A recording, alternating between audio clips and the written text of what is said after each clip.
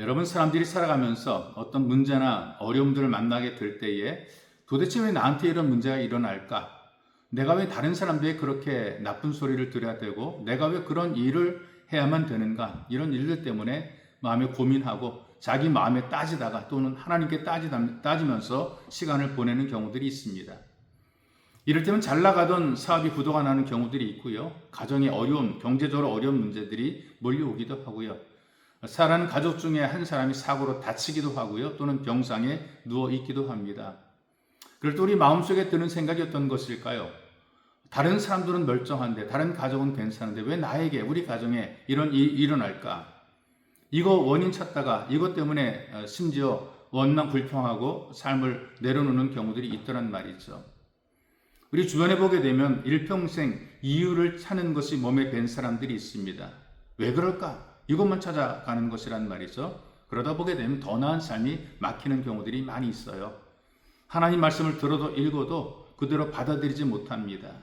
무슨 의도가 있을까라고 의도를 생각하고 의심이 많은 것입니다. 다른 사람의 이야기도 그대로 받아들이지 않습니다. 늘 뭔가 이유가 있을 것이다. 따집니다. 그러면서 문제를 복잡하게 만들어가는 경우들이 있더란 말이죠. 그런데 보십시오. 문제 앞에서 어떤 것이 가장 바람직한 방법인가? 오늘 제가 여러분들에게 한 사람의 그 삶을, 신앙을 소개해 드리고 싶은데요.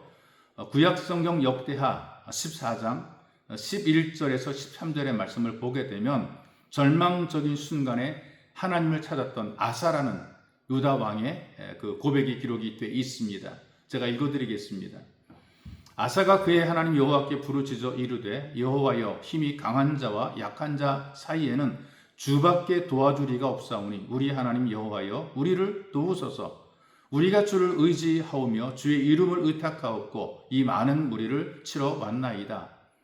여호와여 주는 우리 하나님이시오니 원하건대 사람이 주를 이기지 못하게 하옵소서 하였더니 여호와께서 구스 사람들을 아사와 유다 사람들 앞에서 치시니 구스 사람들이 도망하는지라.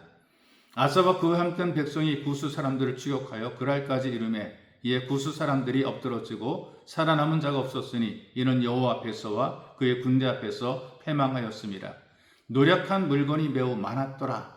이렇게 그 기록을 하고 있습니다. 이 아사라는 왕은 이스라엘이 남북으로 분열되어 있을 때에 남쪽 유다 왕국을 통치하는 3대 왕으로 신앙적인 왕으로 소개가 되고 있습니다. 두 차례에 걸쳐서 신앙 개혁을 했고 신앙적으로 부흥을 이루었으며 경제적으로는 안정이 됐고 또 정치적으로 군사적으로도 평안한 가운데 거하다가 갑자기 어려움이 닥쳐오는 것입니다. 문제나 위기나 어려움들은 늘 갑자기 닥쳐오게 되어 있어요. 갑자기 평안을 깨뜨리는 위기를 만나게 되는 거죠. 그래서 9절의 말씀을 보게 되면 당시에 그 강대국 구스라는 나라가 군대 100만 전차 300대를 거느리고 쳐들어온 것입니다. 이미 다 준비가 된 상태로 쳐들어온 것이 있어. 근데 이스라엘은 그들의 반토막밖에 안 되는 군대를 가지고 있었고 전력도 굉장히 약했습니다. 나라가 졸지에 갑자기 위기를 만나게 되고 사람들은 평안을 잃어버리고 우왕좌왕하게 됩니다.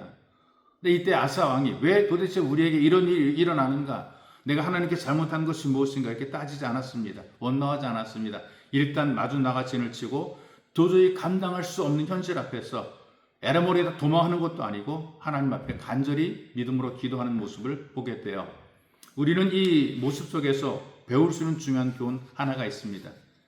누구나 다 문제는 터지게 되어 있고 문제가 만들어지게 되어 있거든요. 위기를 만나게 되어 있습니다. 근데 이렇게 문제가 생기면 위기를 만나게 되면 피하지 말아야 됩니다. 맞서야 되고 준비를 해야 된다는 말이 있어.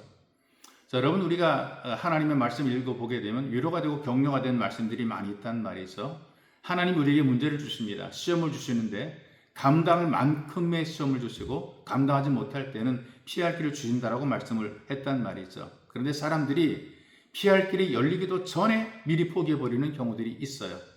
해보기도 전에 그냥 주저앉아 버리는 경우들이 있더란 말이죠. 막연하게 잘되게 해달라지 말고 우리는 더 나은 삶을 준비하면서 우리가 주 앞에 간절히 기도하고 그리고 할 수 있는 그런 실력을 갖춰야 될 필요가 있다고 생각이 됩니다. 하나님께 와야 됩니다. 기도해야 됩니다. 그런데 그렇게 하면서 우리도 준비를 하고 있어야 된다는 얘기죠. 이를테면 이런 예를 하나 들 수 있는데 막연하게 그냥 잘되게 해달라 이것이 아닙니다. 이를테면 뭐 자동차를 달라고 우리가 기도한다는 말이죠. 근데 면허증도 따놓지 않고 자동차를 달라고 기도하는 것은 이것은 순서가 잘못된 것입니다. 면허증을 가지고 있어야 자동차 필요한 것이지 면허증도 없이 자동차를 요구하게 되면 주어도 먹지 못하게 되는 것이란 말이죠. 내가 준비를 해야 되는 것입니다. 여기 아사를 보게 되니까 할 수 있는 준비를 다 해놓고 기다리는 것을 보게 돼요. 최선을 다하게 되면 바로 그 최선을 다하는 그 길 위에 문제가 풀어지게 되고 또 다른 길들이 열려지게 되어 있습니다. 하나님은 우리를 절망과 좌절 가운데 빠뜨려서 망하게 하시는 것이 아니라 다른 길 열어주시고 더 좋은 신앙으로, 더 좋은 길로, 더 좋은 복으로 이끌어 가시는 분입니다. 그래서 여러분, 오늘부터 여러분들의 문제가 풀어질 수 있도록 예수님의 이름으로 간절히 기도하시고 문제를 풀어가는 복이 있는 예수 가족이 되시기를 주님의 이름으로 축복합니다. 참으로 존귀하신 아버지 고맙습니다. 우리들이 인생을 살아가면서 예기치 못한 어려운 일들을 만나게 되고 전혀 당황할 수밖에 없는 그런 현실 앞에 처할 때가 있습니다.